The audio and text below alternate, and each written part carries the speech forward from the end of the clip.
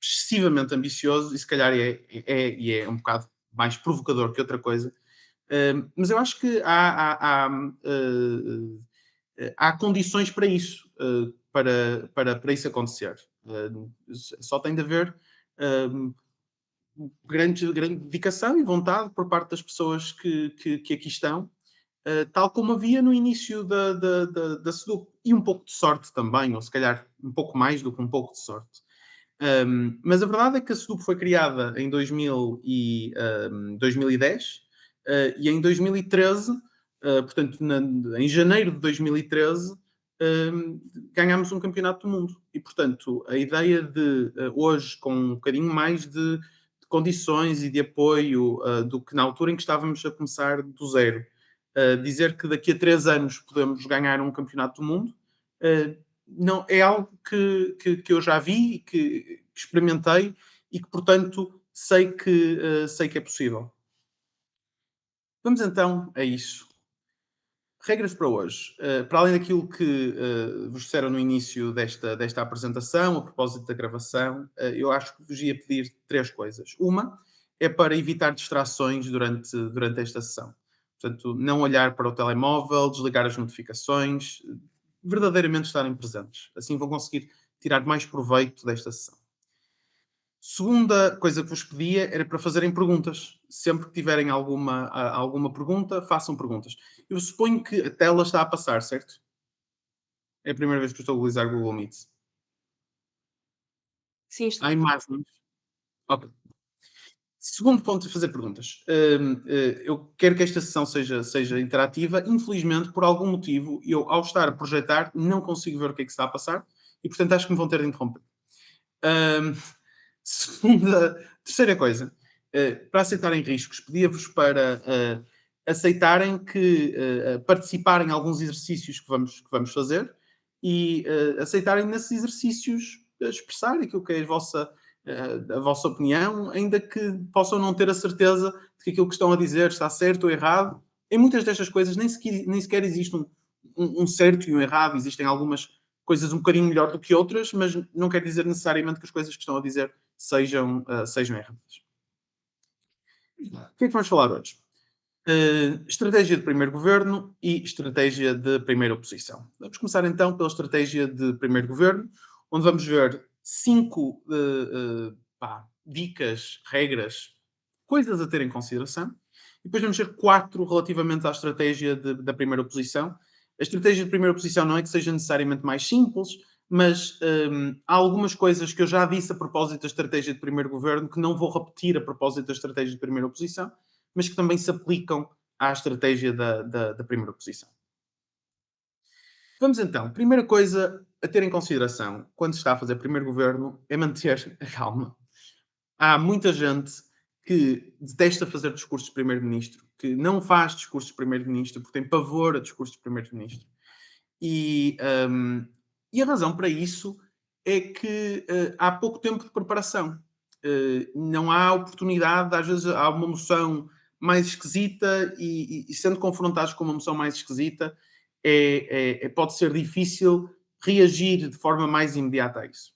E, portanto, aquilo que às vezes acontece é que as pessoas começam a entrar em pânico e depois não têm, consomem o tempo de preparação com o seu pânico, depois acabam por não conseguir fazer um bom discurso, o que só alimenta a ideia de que não são boas a discursos de primeiro-ministro e, portanto, isto torna-se um círculo vicioso.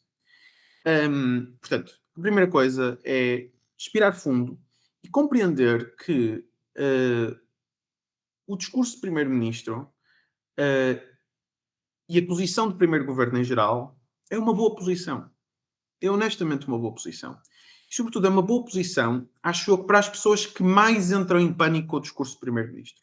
Acho que as pessoas que mais entram em pânico com o discurso de primeiro-ministro são pessoas que gostam da ideia de controle, que gostam de saber com o que é que podem contar e que, portanto, face a uma moção nova relativamente à qual só têm 15 minutos de preparação, entram em pânico porque se sentem que não estão em controle.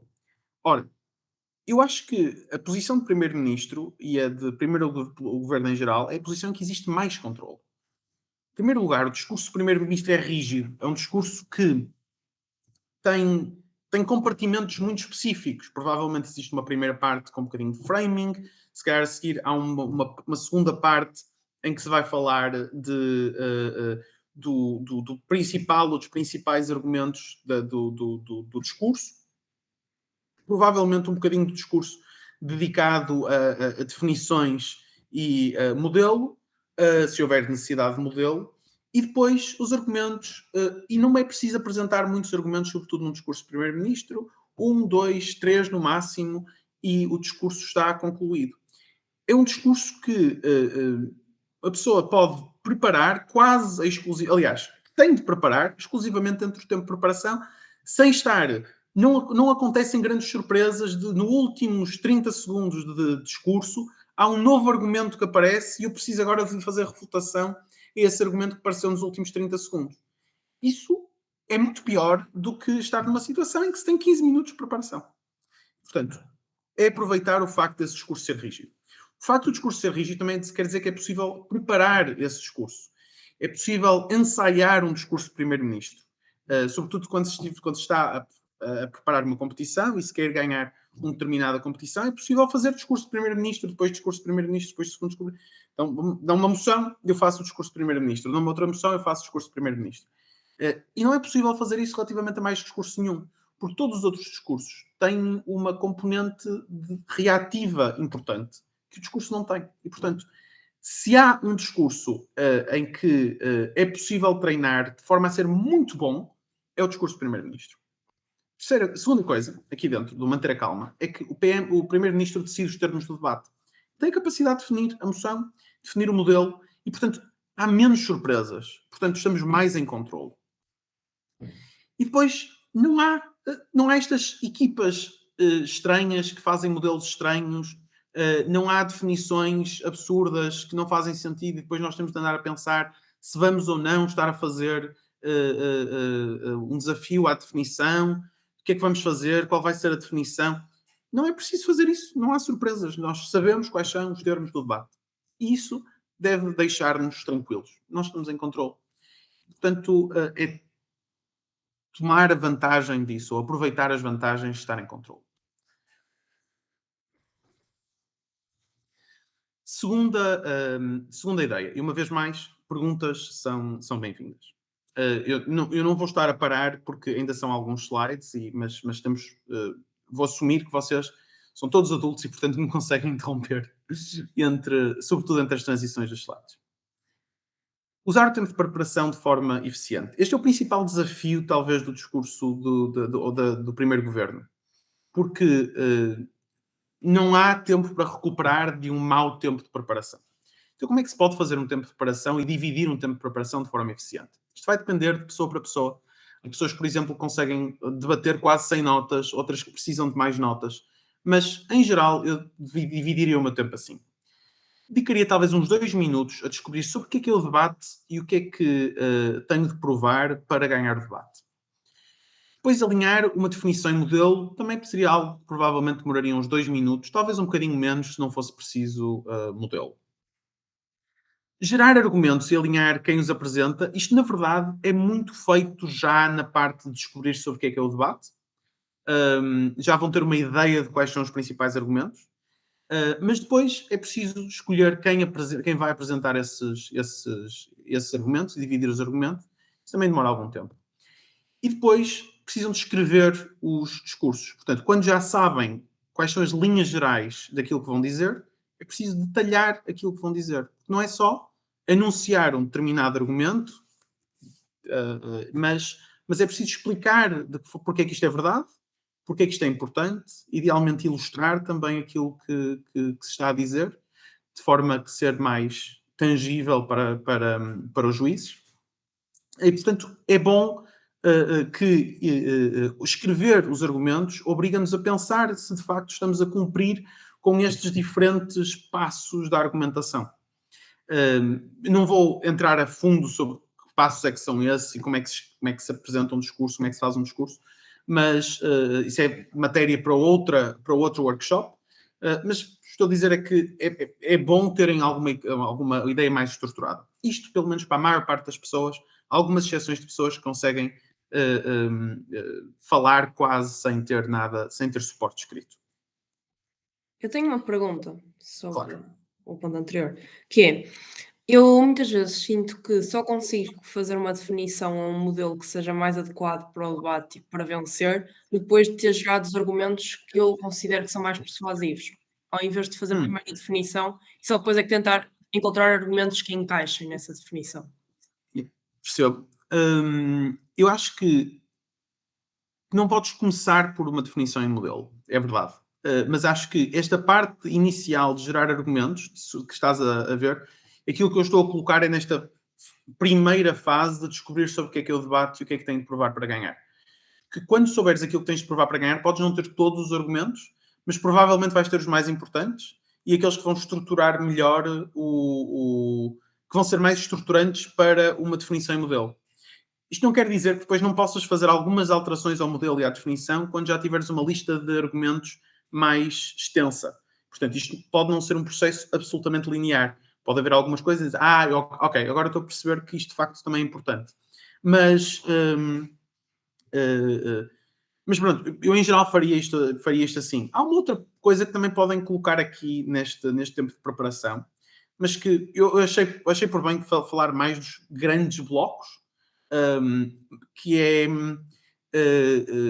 que é tentar perceber também o que é o outro lado vai apresentar.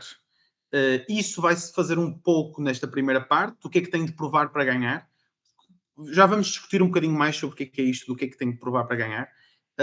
Mas é bom tentar perceber o que é que o outro lado vai apresentar e isso pode também ajudar a definir qual vai ser o modelo e a definição. Mas vamos falar um bocadinho mais sobre o que é que tem de provar para ganhar numa perspectiva de primeiro-ministro. Mais alguma questão?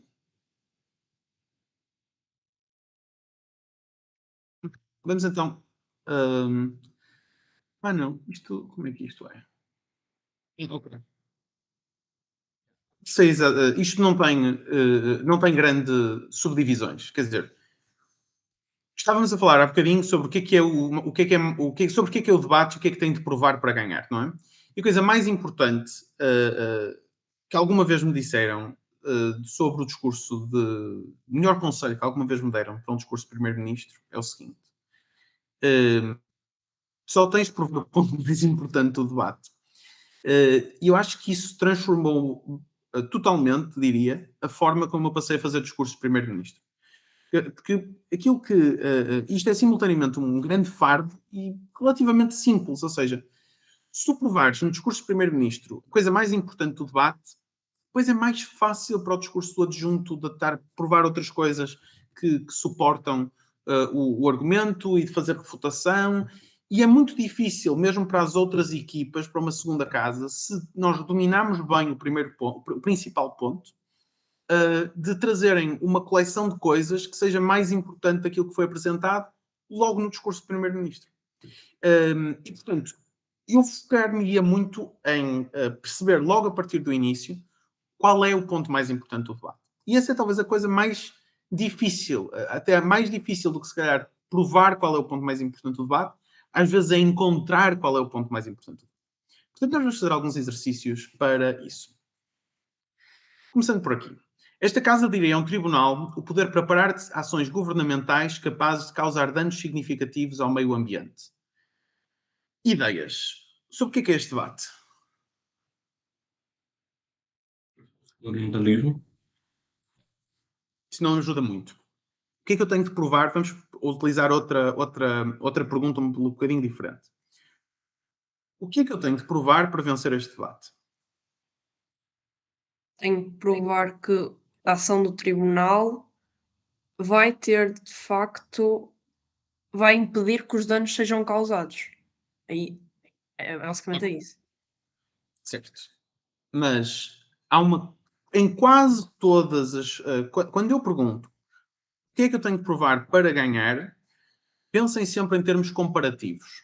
Ok? O que é que eu tenho de provar que é melhor do que o quê? Temos de provar que com este poder vai haver um maior benefício ambiental do que no status quo atual. no status quo atual. E qual é o status quo atual? É que os tribunais não têm esse poder para apelar ações governamentais. Exatamente. Então, o status quo é uma situação em que os governos podem tomar decisões que causam danos significativos ao ambiente, certo? Sim. Ok. E que ações são essas e porquê é que estes governos o fazem?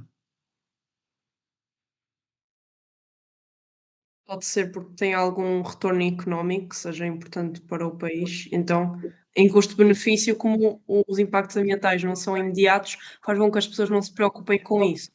Ahá! Isso é um ponto importante, que é, pode haver aqui incentivos que estão relacionados com as escalas de tempo diferentes, certo? Sim, sim. Ok. Aqui um outro tema que é um bocadinho mais difícil de descobrir, mas fundamentalmente aquilo que nós vamos falar é sobre duas coisas neste debate. Vamos falar sobre incentivos, e podemos falar sobre vários tipos de incentivos, mas os incentivos de alguma forma moldam a forma como os diferentes atores agem e a forma como o governo pode ser incentivado para fazer coisas que dão no ambiente da forma que um tribunal pode não estar. E a segunda coisa, e isto é que vai ter também uma implicação na definição e modelo, é sobre a composição deste tribunal. Porque os governos não têm necessariamente de ter expertise necessárias para avaliar este tipo de questões ou para valorizar este tipo de questões e para as comparar com determinados benefícios económicos, por exemplo, como estávamos a falar há pouco. E, portanto, pode haver aqui uma dimensão também de informação que pode ser importante. Mas, fundamentalmente, aquilo que então temos de provar é que este tribunal tem melhores incentivos ou vai ter melhores incentivos e melhor informação para tomar estas decisões do que o governo. Ok? E esta é uma forma de clarificarmos até na nossa cabeça sobre o que é o debate.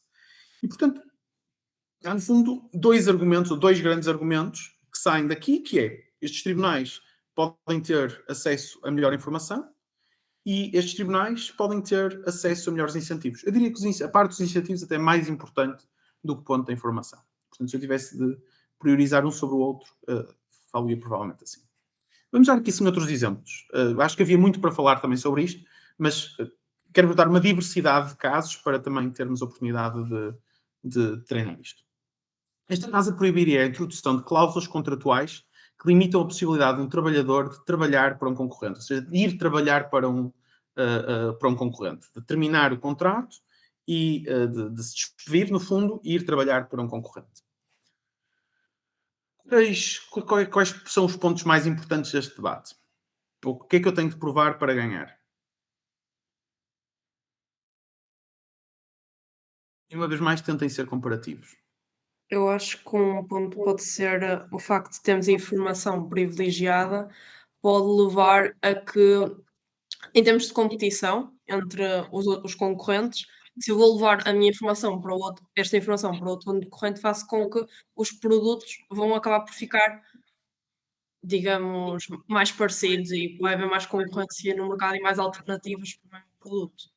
É o que me vem à cabeça. Mas nem não sei se isto é mais importante. Super interessante essa ideia, porque acho que é. Isto é uma discussão real, já agora. Como muitos dos debates, não é? Vocês podem não estar expostos a isto, mas isto é uma discussão, sobretudo nos Estados Unidos, é uma discussão real. E o argumento aí é quase dado ao contrário. O argumento é dado como estas pessoas têm alguns segredos de negócio e, portanto, isto coloca as empresas numa perspectiva de desvantagem em desenvolver segredos de negócio e desenvolverem tecnologias das quais são proprietárias e desenvolverem metodologias próprias e não sei o quê, porque depois elas acarretam com os custos de desenvolver esses segredos do negócio e depois as restantes empresas podem beneficiar disso sem ter os custos, o que faz com que ninguém tenha um incentivo para ser inovador. Portanto, é muito interessante que tu viraste essa questão toda ao contrário e disseste, não, isto até pode disseminar a informação, a inovação. Provavelmente é verdade, ou seja, pode haver de facto um incentivo menor a desenvolver nova inovação, mas uma capacidade maior dessa inovação de se espalhar entre as diferentes empresas. Muito interessante essa perspectiva. Mas se nós tentarmos ver o que é que eu tenho de provar para ganhar este debate, de uma forma...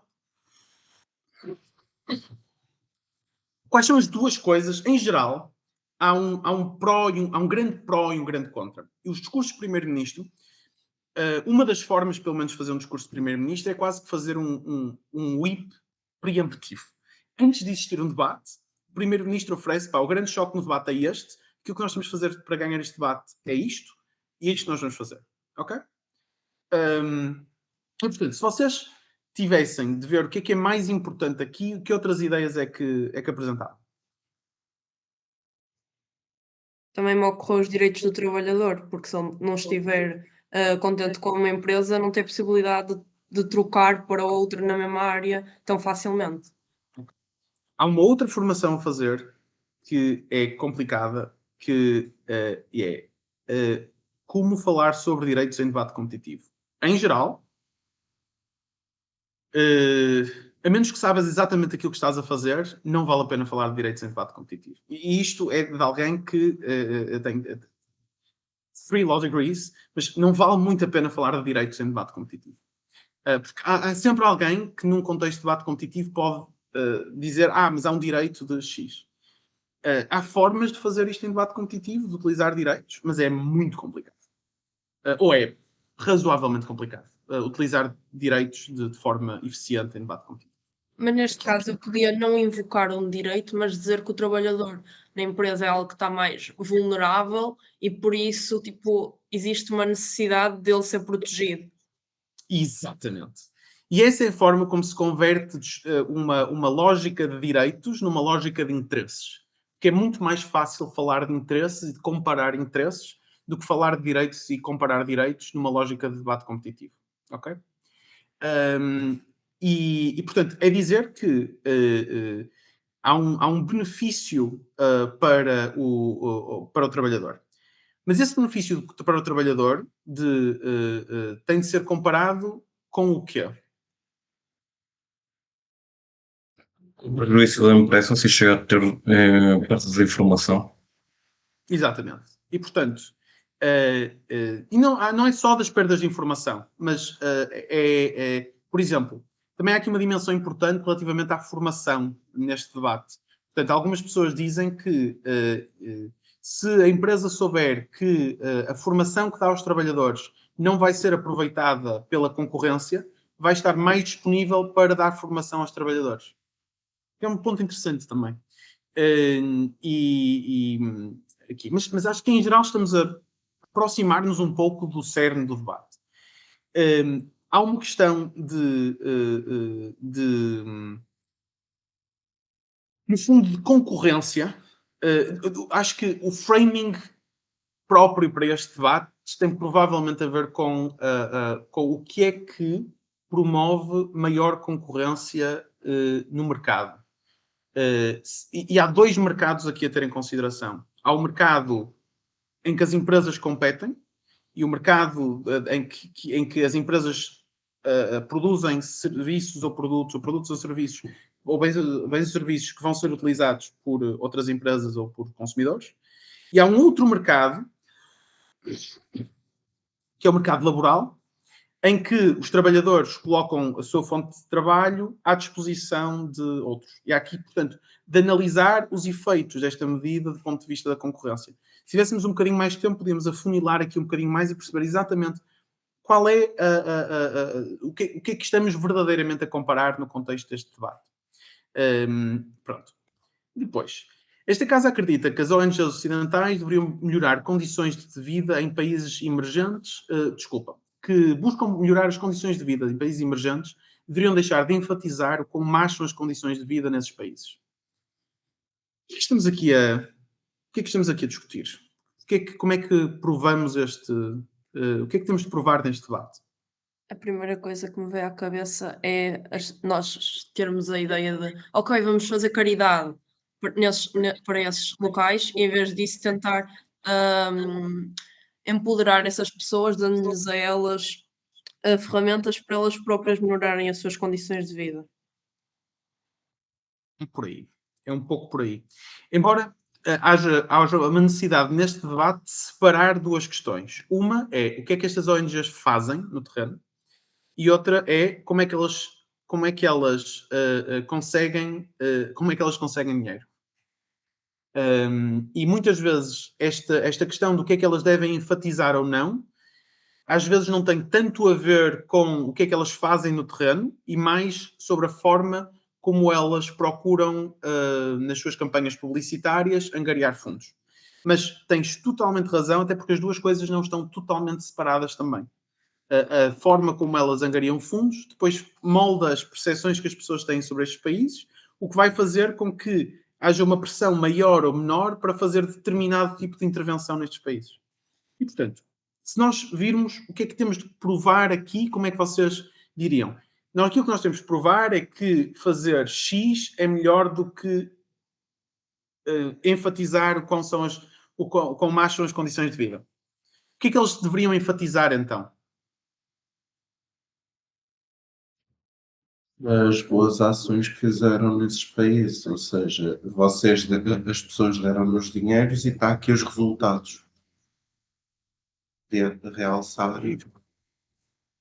É isso. É fundamentalmente isso. Há formas diferentes de ver isto, mas há, sobretudo, duas formas que já estão relacionadas com aquilo que estás a dizer. Uma é dizer, nós temos um conjunto de políticas, ações que nós fizemos nestes países e que vamos continuar a fazer, produzem resultados.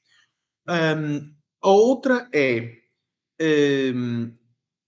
estes países não são,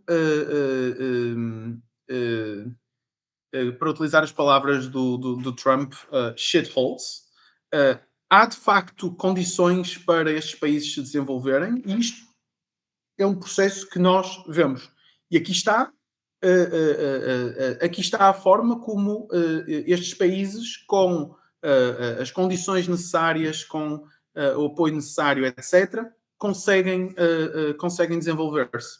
Mas as duas ideias são relativamente parecidas. É só uma questão de ver mais micro, ou seja, a ação daquela ONG em particular teve este tipo de impacto, ou mais macro, que é dizer, não, isto não são casos totalmente desesperados em que não há nada a fazer e estes países vão sempre ser maus, mas há uma trajetória de desenvolvimento, o desenvolvimento é possível nestes países e o desenvolvimento é possível através deste tipo de ações.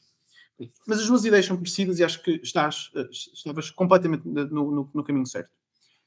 Ponto seguinte, esta casa acredita que a comunidade deveria procurar diminuir o seu impacto ambiental através de uma diminuição da produção. O que é que nós temos de provar aqui?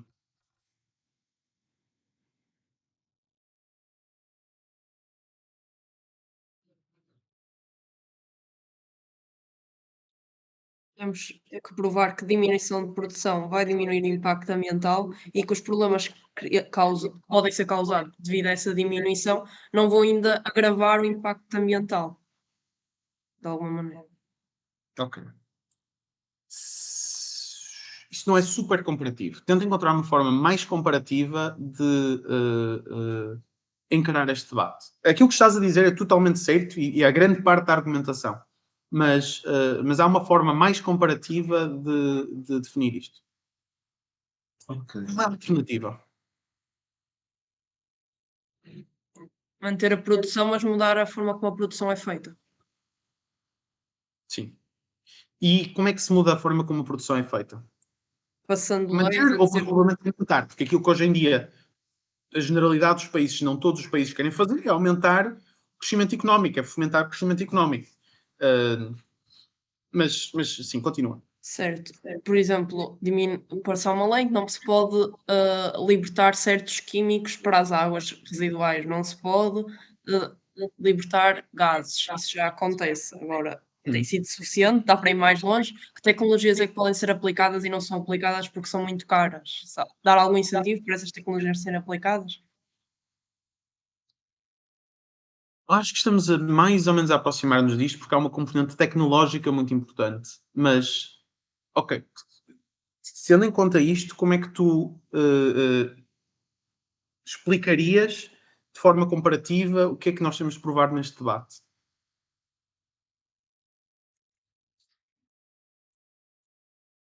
Temos de provar que a diminuição da produção é a alternativa mais eficaz e que, em vez de esperar que a tecnologia se desenvolva o suficiente para conseguirmos que o impacto ambiental vindo da produção se reduza, porque neste caso equipar muitas empresas é muito mais complicado do que simplesmente deixar de produzir.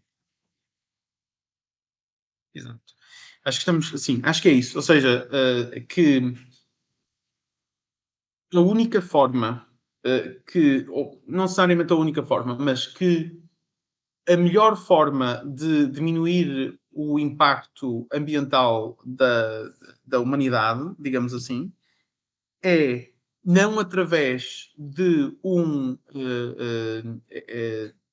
uma aceleração da adoção de tecnologias amigas do ambiente, mas através de uma diminuição da produção. Porque isso vai ser aquilo que vai surgir do outro lado, quer dizer, que é, nós não precisamos de diminuir o impacto ambiental porque existe avanço tecnológico que promove tecnologias mais eficientes, energias mais renováveis, etc. Aquilo que vai surgir do outro lado é a ideia de que se reduzirmos de facto a produção, não vão haver excedentes económicos suficientes para financiar esse tipo de desenvolvimento tecnológico. Aquilo que vai aparecer do outro lado é a ideia de que há um conjunto de malefícios associados e depois há outro clash importante neste debate, que é entre tem fundamentalmente a ver com a questão da pobreza, que é se a melhor, porque aquilo que o outro lado vai apresentar é a ideia de que a diminuição da produção vai, no fundo, levar a um aumento da pobreza, porque há menos riqueza para distribuir. E aquilo que este lado vai ter de apresentar é, no fundo, uma proposta de redistribuição de riqueza um bocado agressiva.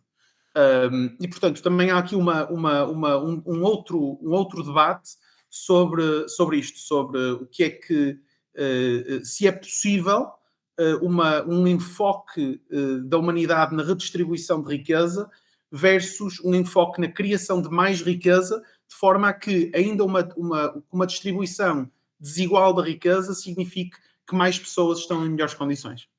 Portanto, estes, no fundo, acabam por ser as duas partes. Este debate é engraçado, é um bicho engraçado que tem essas duas dimensões importantes. Eu tenho outra questão sobre essa moção. Achas que seria mais inteligente, definir a diminuição da produção como vamos diminuir até, por exemplo, existe uma produção acima do consumo. Muitas vezes há muitos produtos que vão parar ao lixo porque não são consumidos durante o período que era necessário. Ou simplesmente não foram comprados. Diminuir a produção a esse nível ou radicalmente diminuir a produção para que esta diminuição do impacto ambiental seja de facto mais visível? O que é melhor estrategicamente? É uma das dificuldades que eu tenho às vezes, que é Vamos falar um pouco sobre definições a seguir, mas eu acho que era melhor se fosse um bocadinho mais corajosa na definição. Porque aquilo que hardline, sim. depois isto vai dar um debate. É possível definir isto dessa forma, mas vai dar um debate muito chato. E muito assente também provavelmente, vai dar um debate muito assente em tecnicidades. Quer dizer, como é que tu fazes isto? Não há algum tipo de waste que é tipo inevitável? De que forma é que vais policiar isto, etc. Tipo, não é um debate em que vais ganhar grandes speaker points aí.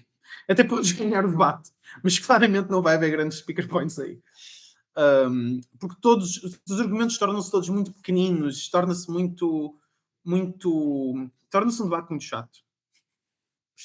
Há É pouca possível, possibilidade mas de é um debate muito chato. desenvolvimento e de haver grandes pontos a clashar, certo? Porque aquilo que estás. E depois também há aquela coisa, sim, de facto, se calhar vai ajudar, mas vai ajudar um bocadinho, não vai ser isso que vai resolver os problemas ambientais. Ahm, então, aquilo que estamos a discutir são coisas muito na margem, e o que é melhor na margem fazer. E precisas de muito mais modelo do que de definição do que é que isso quereria, na verdade, dizer e que tipo de obrigações é que as empresas estariam obrigadas. É um debate chato, eu não ia por aí. Vamos para o ponto seguinte, que é manter os modelos e as definições justos, simples, justos e corajosos. E acho que há algumas formas de fazer isto. A primeira é utilizar analogias. Por exemplo, vamos ver um bocadinho exemplos depois, porque também o tempo já não é muito.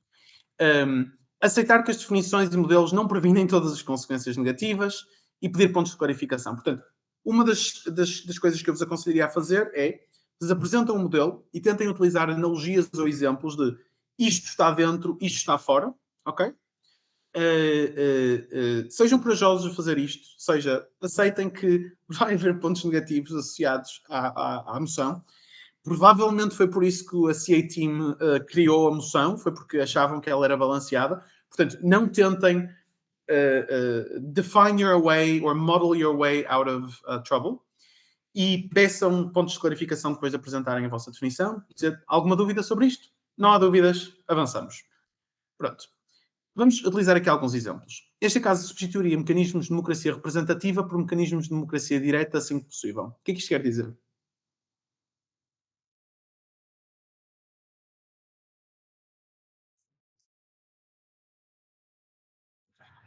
Em vez de escolher alguém para nos representar nos órgãos institucionais, tentar ao máximo que as pessoas votem diretamente nas instituições. Não é que as pessoas votem diretamente das instituições, quer dizer, e não é necessariamente também dizer que vão deixar de haver representantes das pessoas, ou seja, as pessoas que votariam continuariam a votar no Parlamento, por exemplo. Acho que seria Mas, mais o facto de aplicar mais referendos na forma de exatamente, é isso. E agora vocês pensam, vamos aplicar mais referendos, mas quantos referendos e o que é que vai ser referendado e o que é que não vai ser referendado? É uma chatice andar a ver o que é isto. E, portanto, que exemplo é que vocês poderiam dar de forma a acelerar o processo da definição? dizer que direitos constitucionais não vão ser referendados. Tá. Ok, podem dizer isso. Mas exemplos de coisas da vida real, onde é que isto é aplicado?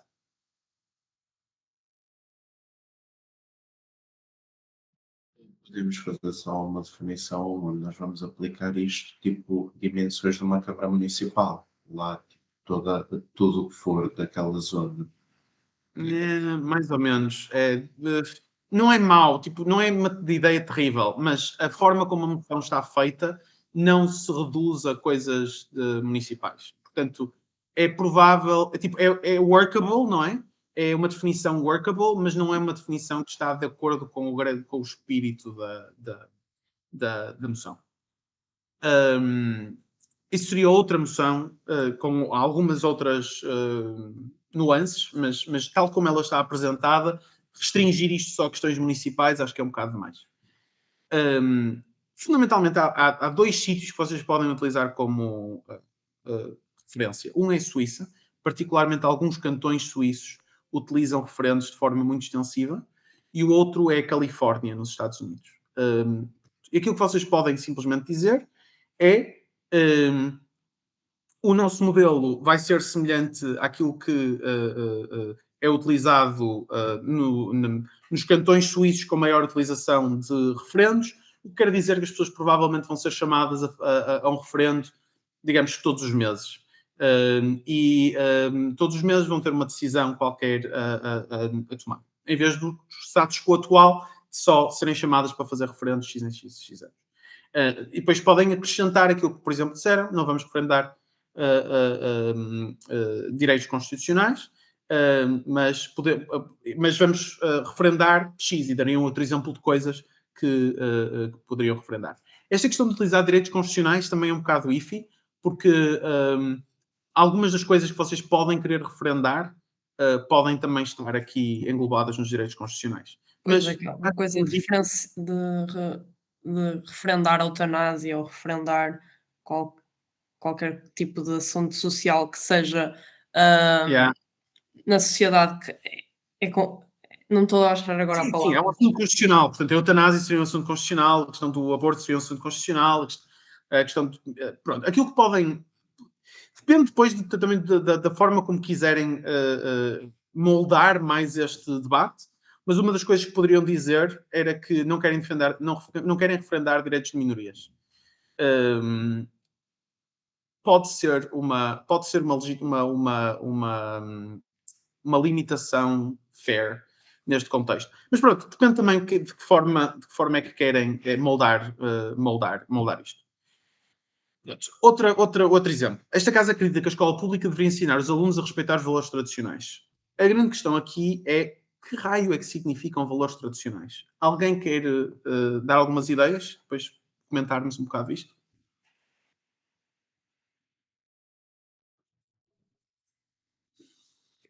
Podia dizer respeitar a liberdade religiosa das pessoas. Vejo mais valores tradicionais.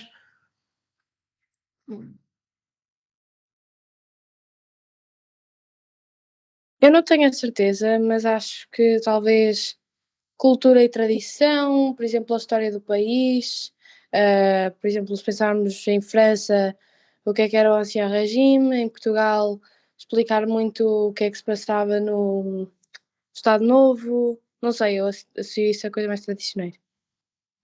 Vocês são o primeiro governo, portanto, vocês têm a possibilidade de definir valores tradicionais. Vocês querem defender isto de forma justa, ou seja, não querem aldrabar naquilo que são valores tradicionais, não podem dizer que, sei lá, a abertura e o cosmopolitanismo são valores tradicionais, ok? Mas vão escolher dos valores tradicionais uma determinada visão que não vos complique demasiado a vida, ok? Então podem dizer, dos valores tradicionais é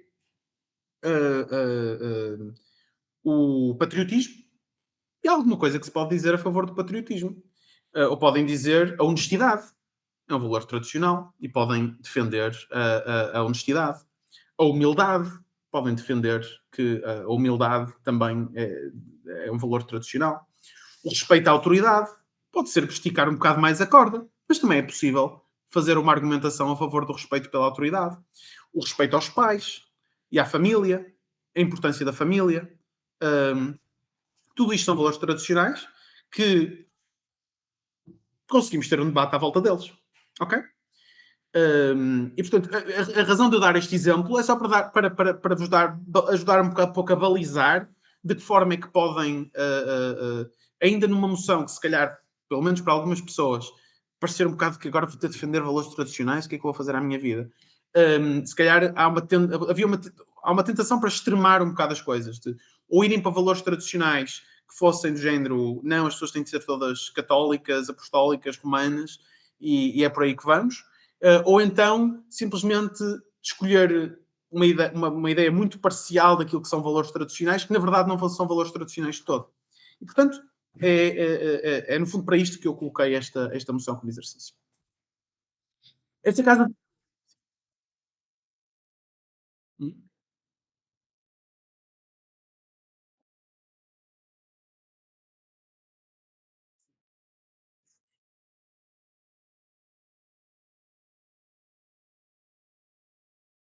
ok. Não. Vocês podem também definir isso, ou seja, aquilo que vocês. Quando estamos a falar de valores tradicionais, estamos a falar destes e estamos a falar só destes. Acho que isso é um modelo legítimo. E vamos codificar isto e explicar o que é que isto quer dizer. Vocês continuam a ter de dizer que se calhar vai haver interpretações desses valores tradicionais mais ou menos extremadas, não é? Mas ao menos são estes valores do que estamos a falar. E acho que isso é perfeitamente legítimo.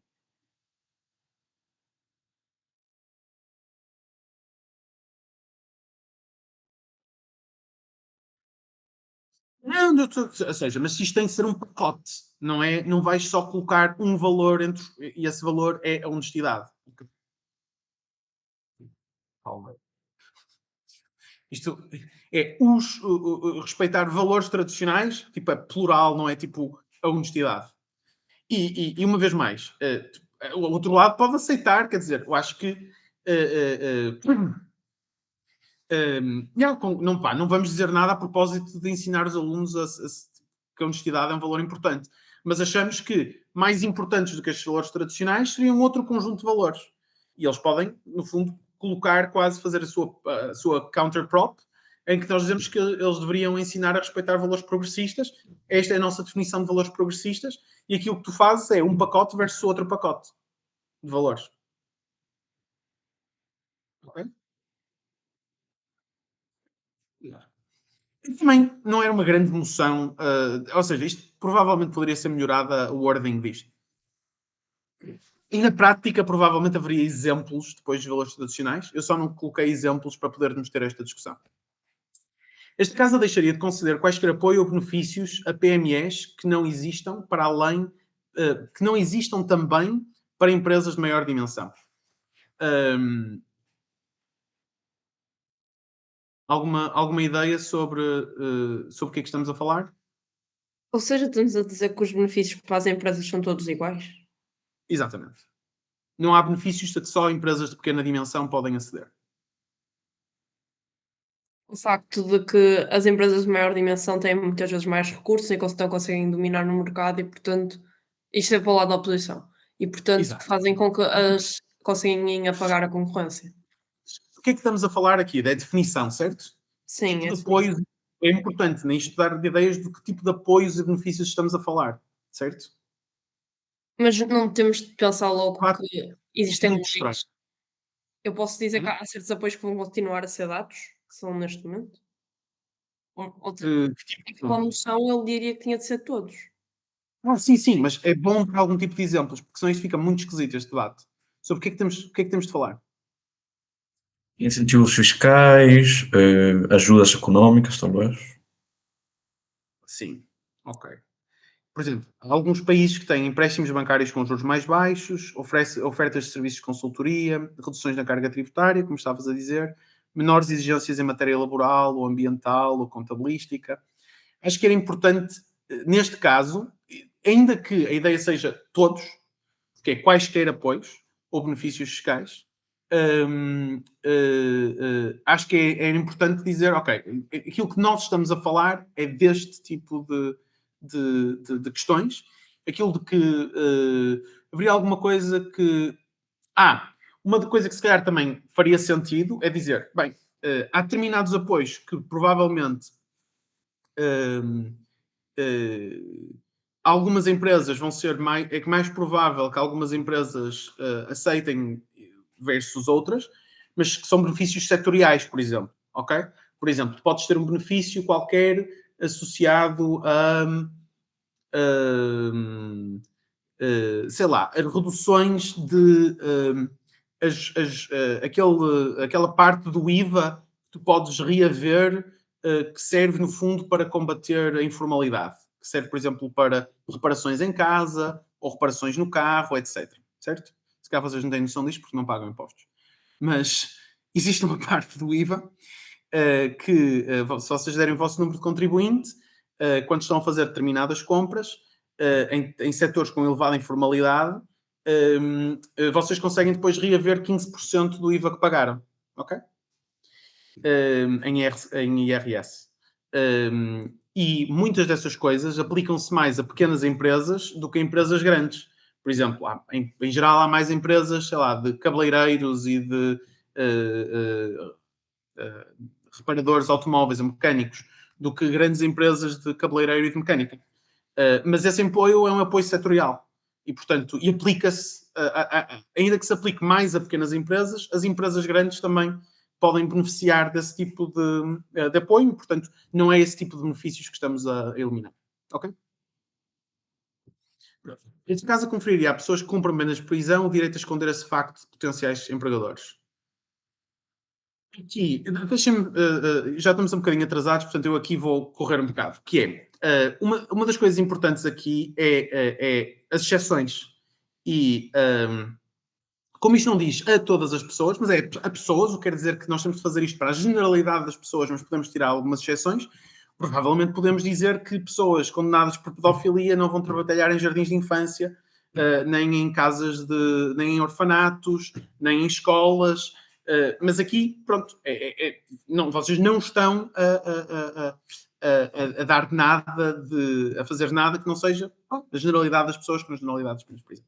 Mesma coisa relativamente às penas. Vocês podem dizer que pessoas que cumpriram penas de prisão por crimes excepcionalmente violentos, não sei o quê, em determinadas coisas, em que tenham, por exemplo, a oportunidade de trabalhar, sei lá, sozinhas com determinadas pessoas, ou entrar em casa determinadas pessoas, que esse tipo de situações não está excluída.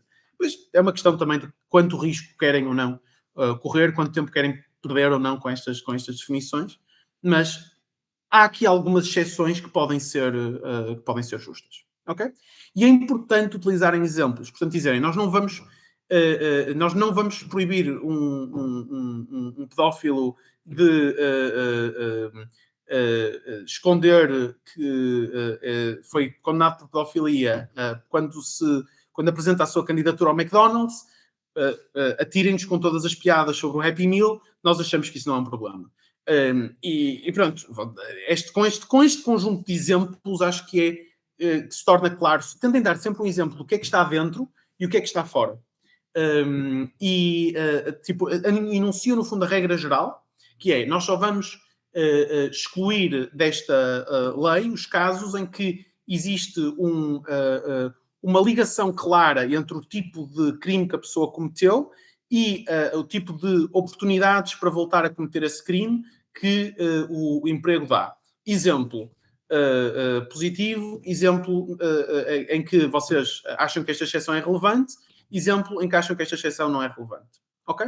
E depois pedem ponto de clarificação e a partir daí acho que têm esta questão resolvida.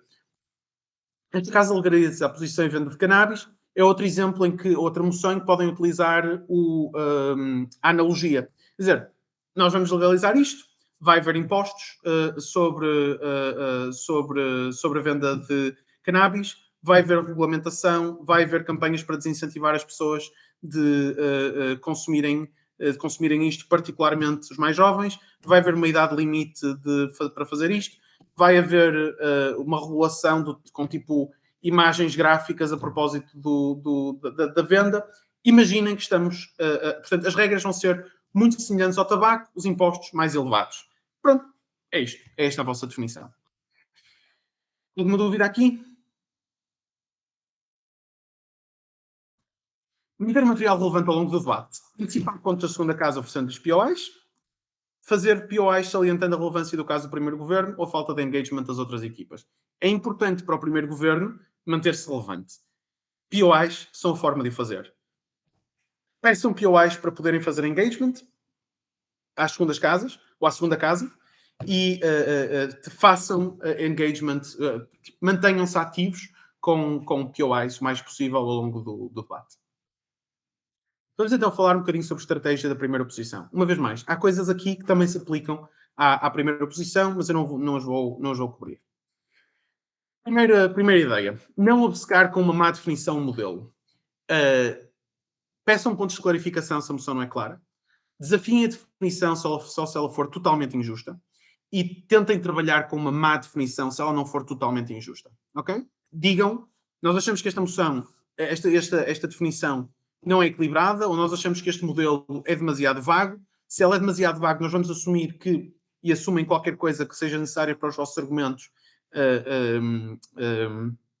seja razoável, e tentem trabalhar com uma má definição.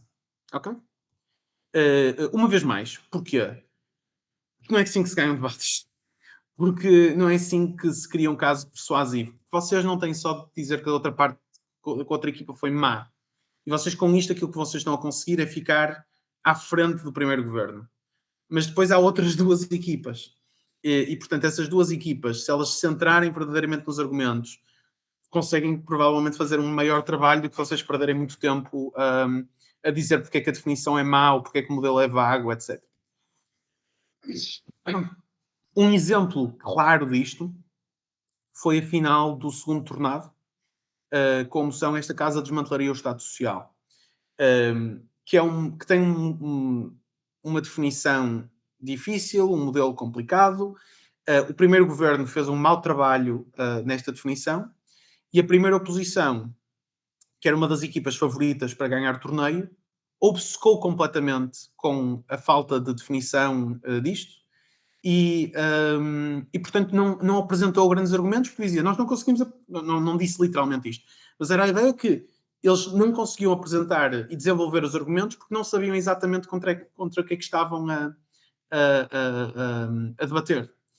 E aquilo que aconteceu foi que a segunda oposição disse, ok, nós mais ou menos sabemos de que é que estamos a falar quando estamos a falar de desmantelamento do Estado Social. E, portanto, os problemas são estes. E, portanto, ganhou a segunda oposição por causa disto. Portanto, não obcequem. Segunda ideia, trilhar o próprio caminho, não que o governo traçou. Isto é uma coisa muito típica também um problema muito típico da primeira oposição, que é não oferecer uma contextualização alternativa, rebater argumentos, mas não rebater a contextualização. A contextualização, o framing, é muitas vezes essencial para darmos mais ou menos valor a determinados argumentos. Mas se vocês só atacarem os argumentos, mas não atacarem a contextualização, os vossos argumentos sofrem porque vão ser sempre entendidos no contexto que o governo apresentou. Vamos dar um exemplo disso a seguir. Segunda ideia é que vocês têm de fazer refutação. Ou seja, não basta dizer esta medida não vai funcionar, é preciso dizer esta medida não vai funcionar e vai causar problemas. Em geral, é muito fácil fazer refutação quando o governo diz esta medida vai funcionar e vai ter estes benefícios. Vocês dizem a medida não vai ter estes benefícios porque a medida não vai funcionar. Ok? Mas, além disso, têm de dizer e há problemas associados à implementação desta moção. Senão, aquilo que geralmente acontece é bem, eu posso estar 90% seguro que a medida não vai funcionar. Mas, se houver uma possibilidade de 10% que funcione, eu prefiro a possibilidade de uma probabilidade de 10% de conseguir este conjunto de benefícios a uma possibilidade de 0% de conseguir este conjunto de benefícios. E pronto, vocês perderam o debate, porque eu prefiro uma possibilidade de 10% de o governo estar certo. Ainda que vocês tenham provado que em 90% dos casos isto não vai funcionar. Dois exemplos. Um relativamente ao primeiro e outro relativamente ao segundo. Esta casa privatizaria as praias. Para este debate, a contextualização é absolutamente essencial. Porque eu posso dizer, a contextualização que o governo vai apresentar é as praias são espaços públicos que estão completamente ao abandono por parte do governo. Há lixo pelas praias fora, há música alta em sítios que provavelmente deveriam ser tranquilos, não há uma segmentação do que é que as pessoas querem ou não fazer em diferentes áreas, que faz com que ninguém esteja contente na praia. Há uma série... Pronto, eu vou fazer uma contextualização que as praias vão se parecer como tipo a pior coisa do mundo, ok? Há uma outra contextualização, quer dizer, não, quer dizer, as praias são razoáveis. Há algumas praias que não têm, de facto, a presença do governo e que, se calhar, não têm, sei lá, baldes do lixo e não sei o que é para as pessoas colocarem o lixo. Mas esse tipo de praias também são aquelas com menos gente e logo aquelas em que também há menos lixo. E depois, portanto, a contextualização de as praias como é que estão? As praias são estas lixeiras ou as praias não são lixeiras? As praias estão razoavelmente limpas, particularmente durante a época balnear, em que existe uma tentativa de as colocar mais limpas nessa altura, que também é a altura que é mais importante. Vocês depois podem ter uma série de argumentos sobre porque é que se deveriam privatizar as praias ou não privatizar as praias, mas se não for desafiada esta contextualização inicial, vai ser muito difícil vencer um governo que, quando ele diz, a situação das praias é caótica. Okay? Segundo exemplo é para esta casa baniria sites que promovam desinformação. O governo vai dizer, é preciso combater a desinformação e isto vai trazer estes benefícios. A oposição pode dizer, isso não vai funcionar, porque não é possível banir sites. As pessoas vão continuar a obter esta informação. Os sites vão continuar a ser criados. Isto não vai funcionar. Mas, ainda que não funcione na maior parte dos casos, se o governo disser, mas vai pelo menos atrasar alguma coisa, se o governo conseguir dizer isso, provavelmente o governo ganha face a uma posição que a única coisa que está a dizer é isso não vai funcionar. Terceira ideia. Aproveitar os dois discursos. O primeiro discurso... A primeira oposição é é a equipa que mais material consegue apresentar num debate. Porquê? Porque o primeiro governo tem de fazer um trabalho de contextualização e tem de fazer um trabalho de definições e modelo e, portanto, parte do primeiro discurso não pode ser para apresentar material. E as segundas casas não podem apresentar novos argumentos no whip. E, portanto, a única equipa que pode apresentar verdadeiramente 14 minutos, ou 15 minutos, na verdade, ou qualquer coisa, não são 15, mas tipo 14 e meio. 14 minutos e meio de argumentação é a primeira oposição. E isto é uma vantagem que é preciso aproveitar. Portanto, como é que eu recomendaria aproveitar isto? Isto, uma vez mais, não é exatamente a Bíblia Sagrada, é algumas ideias. Dedicar o primeiro discurso a uma recontextualização e apresentação dos pontos principais, o segundo discurso para outros argumentos e a refutação direta, e se houver uma ameaça grande da segunda oposição, ou seja, se vocês souberem, nós já ganhamos este debate para o primeiro governo, o segundo governo não é particularmente uma ameaça para nós.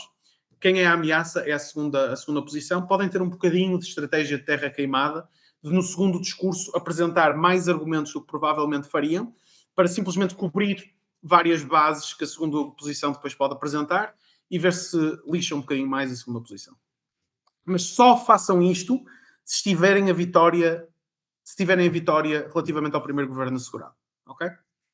Outra forma de queimar a terra é de explicar porque aquele é o ponto, é o mais importante e qualquer outro ponto que vão trazer não vai ter a mesma relevância. Ou em vez de tentar explorar esses pontos que é mais difícil, porque podem ser. Sim, mas a questão é que vocês não podem simplesmente dizer este é o ponto mais importante e, portanto, dizer se a segunda oposição vier dizer que os pontos deles são mais importantes, estão a fazer knifing e, portanto, não podem... Não é nesse sentido. É mesmo explicar. Mas se explicarem que ele de facto é importante, mas isso é uma coisa que provavelmente já deveriam fazer de qualquer forma, não é? Porque não existe fiat ou não existe knifing neste contexto. Era giro se houvesse, porque isso dizia. E agora, a segunda posição não pode dizer nada, não há mais nada. Estes são os argumentos, todos, acabou. No final, desculpem lá, eu já estou um bocadinho atrasado, portanto também queria guardar algum problema de perguntas, portanto vou passar aqui para a última coisa. Que é apresentar só contrapropostas mutuamente exclusivas. Toda a gente sabe o que é que são contrapropostas?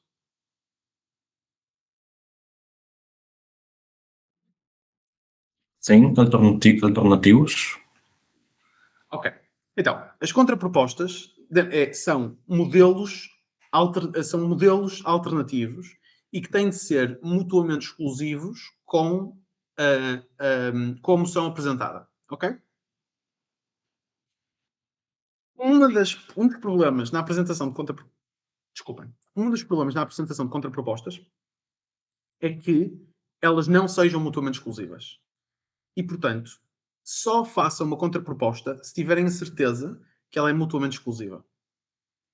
Exemplos. Esta casa daria poder de veto à Índia no Conselho de Segurança.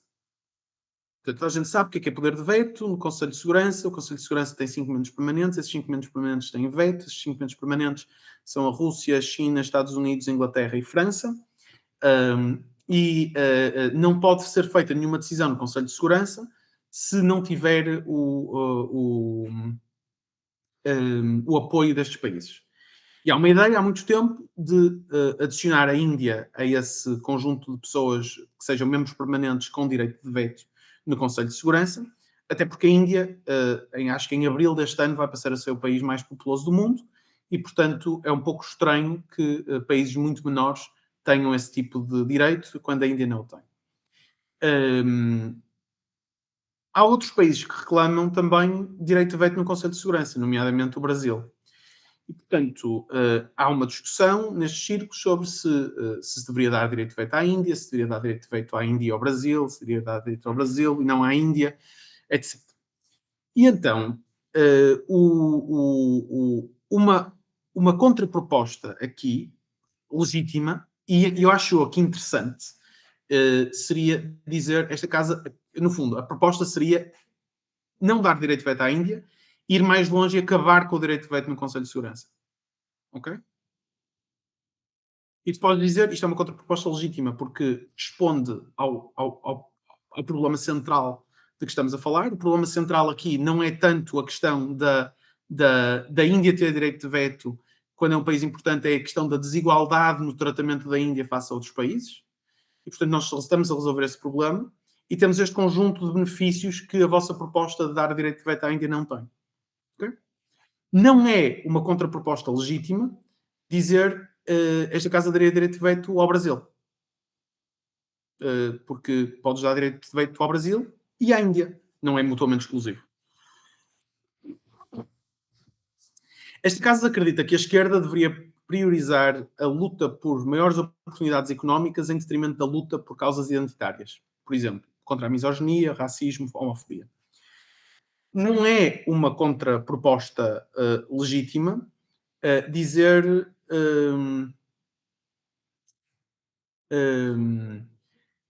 não, sei lá, nós achamos que sei lá, deveria ser dada a mesma, mesmo,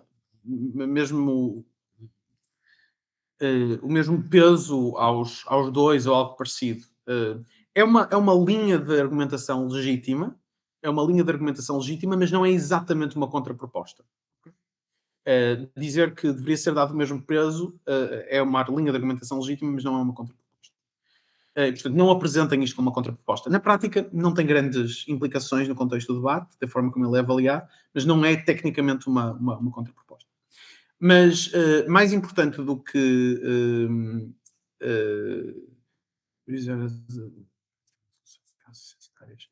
portanto, acho que era isto fundamentalmente que eu queria dizer. Depois, esta casa introduziria o imposto de 5% sobre os rendimentos obtidos fora, desculpem, não é fora do país, é fora do país, por nacionais residentes noutros países. Portanto, a ideia é que se eu sou português e imigro para a Alemanha e ganho algum dinheiro na Alemanha, se quero, pagaria, teria de pagar 5% dos rendimentos sobre 5% dos meus rendimentos ao Estado português, pelos rendimentos que obtenho na Alemanha. Aqui, verdadeiramente, também não é uma contraproposta dizer não, nós achamos que isto deveria ser 10% ou que deveria ser 4% ou uma coisa qualquer desse género. Não, não. Eu entendo que, do ponto de vista estritamente lógico, isto é mutuamente exclusivo, mas o entendimento sobre o que é mutuamente exclusivo tem de ser um pouco mais lato, de forma a que isto seja verdadeiramente um clash entre sobre fazer isto versus não fazer isto, nem fazer qualquer coisa que seja parecida com isto. Sobretudo, acho que é um pouco quase que fraudulento dizer não é isto, é tipo, é ainda mais do que aquilo que vocês estão a dizer. Isso acho que também não é particularmente legítimo no contexto dos debates, portanto, não abusem das contrapropostas, é aquilo que eu fundamentalmente estou a dizer com estes exemplos, ok? Não abusem das contrapropostas. Alguma questão?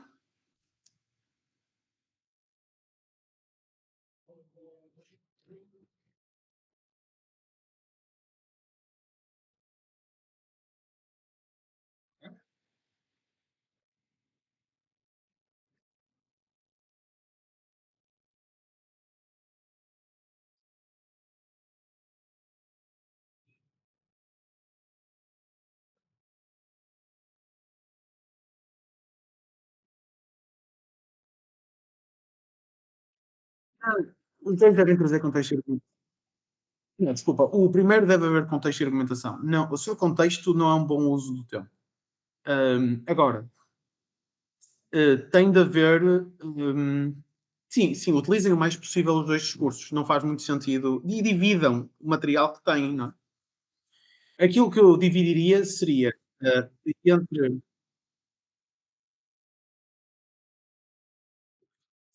Uma das formas como é que fazer. Em primeiras casas, não estou a falar de segundas casas, acho que este é mais claro qual é a divisão de trabalho, não é? Tens uma pessoa que faz a extensão, tens outra pessoa que faz o WIP. Nas primeiras casas, a forma como eu costumava fazer a divisão de trabalho no primeiro governo era, eu explicava porque é que isto fazia sentido, e o Tiago, ou a outra pessoa que fazia os segundos discursos, explicava porque é que o mundo não ia acabar se nós fizéssemos isto. E o porquê que o mundo não ia acabar se nós fizéssemos isto, no fundo, é pegar num repackaging, fazer repackaging de refutação como argumento substantivo. Okay? Isto permite-vos também explicar mais sobre o que é que, se tiverem na cabeça, ok, aquilo que eu vos vou explicar é porque é que o mundo não vai cair, tipo, porque é que o céu não vai cair em cima das nossas cabeças se nós fizermos isto. E a estrutura que ele apresentava era quase copiada da estrutura que a oposição tinha apresentado sobre quais eram os principais pontos negativos disto, mais algumas coisas que ele quisesse antecipar relativamente a outras, aos pontos de. É, no fundo, preemptive rebuttal. Basicamente, aquilo que ele fazia no segundo discurso era preemptive rebuttal. Acho que no líder da oposição a divisão pode ser a primeira pessoa a apresentar tipo o principal ponto e a outra pessoa apresentar uma coleção de outros pontos. Em alguns debates pode fazer sentido falar de um ator, a primeira pessoa falar do principal ator e porque é que esse principal ator é beneficiado ou prejudicado, e depois a segunda pessoa falar de todos os outros atores e o que é que acontece com todos os outros atores. Okay? Essas seriam as duas técnicas que eu utilizaria enquanto líder da oposição, ou como primeira posição. Mais questões? Deixem-me chamar o táxi, porque eu tenho de ir para o aeroporto, mas entretanto vão dizendo coisas. Eu tinha uma questão, tipo, semelhante com a da Marília, porque eu também costumo fazer segundos discursos e já me disseram que, por exemplo, como tipo, adjunto do líder da primeira oposição, estar tipo, a trazer argumentos novos é quase tipo, injusto, porque depois a primeira casa não consegue tipo, refutar tipo, os argumentos que trouxeste, estás a ver? E sempre fiquei confusa, porque antes ficava com a ideia que podia mesmo tipo, trazer um argumento completamente novo. Mas depois também já me disseram que era quase um whip. Se quiserem ser simpáticos, dão-lhes um POI, para eles terem oportunidade para fazer engagement. Mas não. Podem apresentar dois discursos. A ideia com que eu fiquei é que tu podes sempre trazer novos argumentos como primeira oposição no segundo discurso. No entanto, o primeiro governo já não tem a oportunidade de responder diretamente. Ou seja, se o teu ponto mais importante vem no segundo discurso, é muito provável que se o primeiro governo teve uma prestação melhor, que explicou mais relevância e mais probabilidade e tudo melhor, que ele te ganhe. Agora, se o primeiro discurso. Depende do contributo, ou seja, se o teu contributo nesse teu segundo ponto for muito bom, problema deles, por eles não terem antecipado isso ou não terem feito. Não podes é prejudicá-los por não ter feito engagement, não é? Porque eles não tiveram a oportunidade de fazer engagement. Agora, se tu trazes o melhor ponto no segundo discurso e não há nada do outro lado que responda a isso, e aquilo que tu trazes é melhor do que aquilo que eles trouxeram, ganhas, não é? Não há. Não parece que haja aqui um benefício por não teres tido oportunidade para lhe responder, porque isso também é válido relativamente às extensões. O primeiro governo também não tem oportunidade de responder à segunda oposição. E aí até tem menos oportunidade, e, portanto, isso seria uma razão para não poder haver extensões.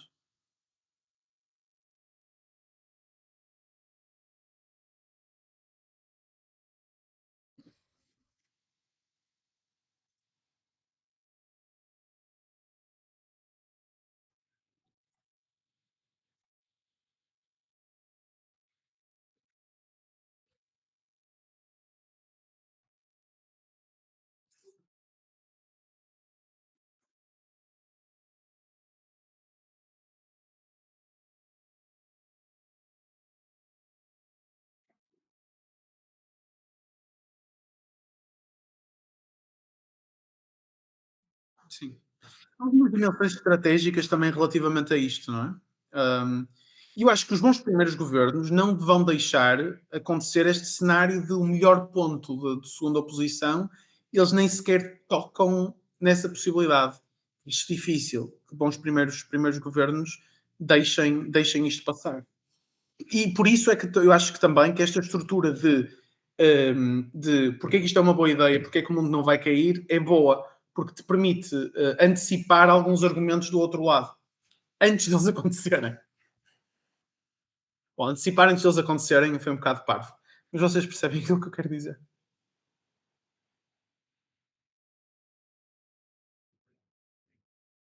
Mais coisas.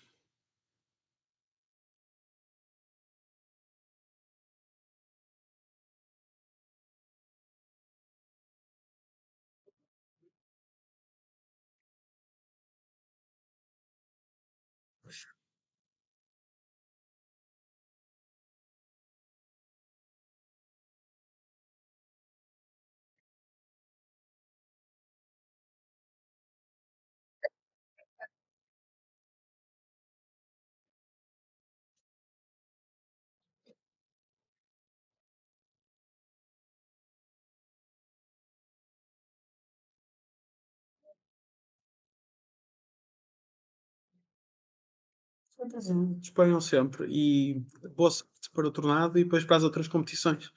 Acho que, como eu disse no início, se vocês de facto gostarem disto e quiserem progredir no debate competitivo, e a Marília também já me disse que há algumas pessoas aqui que têm essa intenção, hum, então sonhem alto e preparem-se também de acordo também com os vossos sonhos e com as vossas expectativas, mas tudo é possível, e pelo menos no debate competitivo. Ah, pronto, espero que.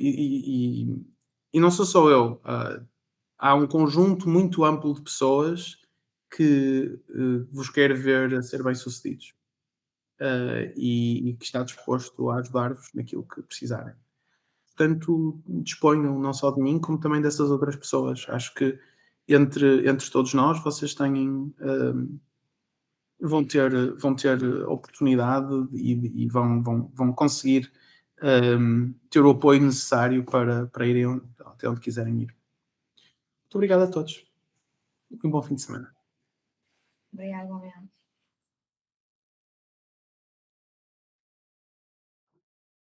Ok. Abraços. Tchau, tchau. Obrigada. Tchau. Tchau.